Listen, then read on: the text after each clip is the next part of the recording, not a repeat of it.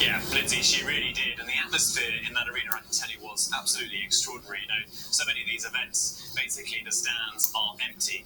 But tonight, anyone who was able to get into that stadium to watch was there. Journalists, officials, anybody from the Olympic bubble. Even Thomas Bach, the IOC president, turned up, and he was sat actually right near us. He waited afterwards in order to give, I think, Simone Biles a gift. And I don't know what it looks like on television, but actually the proportions here are quite small. I mean, I was only sitting probably about 9 or 10 meters away from Simone Biles. She's got all these cameras around her, following her everywhere she goes. It was quite a thing to see. But I think for me, watching, one of the more special things was the camaraderie between these Olympians, between countries, especially when the Chinese are up there on the beam.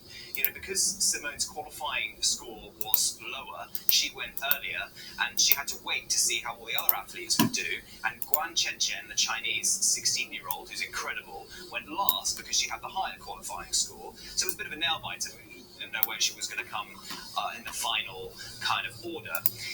And actually what happened was that young lady from China ended up getting gold, and she won. But on the sidelines, throughout her routine, Simone and Sinisa were cheering her on, knowing fully that if she did really well, she would knock Simone from silver to bronze. And that's what happened. But it was still wonderful to watch how much these athletes love their sport. And after everything Simone and Sinisa have been through this week, for them to be stood there cheering on the Chinese athletes, surrounded by all these people watching and the whole world watching, that for me was probably the most special thing. Really nice to hear that sportsmanship and camaraderie, as you say. James Longman, thanks so much. Comedian Kathy Griffin has certainly made a name for herself by pushing the envelope, not just up to the line, but oftentimes over it. And now, 4 years after the Trump mask scandal that nearly ended her career, Griffin is sharing startling revelations about addiction, mental health, and now cancer diagnosis. Here's ABC's Juju Chang. Turning the things you're not supposed to say into comedy put Griffin on the map. She toured the world performing stand-up. I've been very open about what I call my dental work. I'm not gonna lie to you about that. I've got staples in my head right now. But in 2017, many would say she crossed a line after TMZ published a photo of her holding a mask of President Trump covered in ketchup.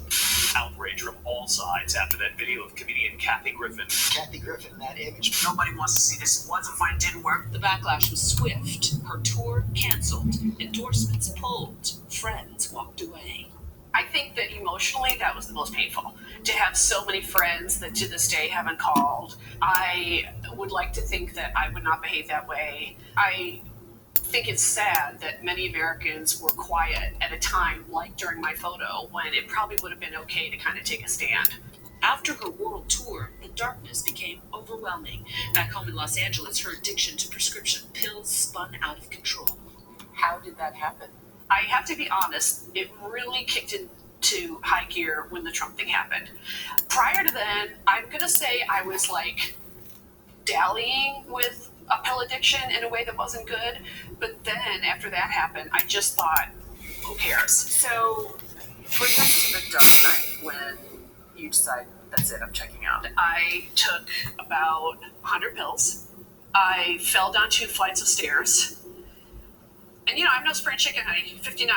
I don't remember any of it.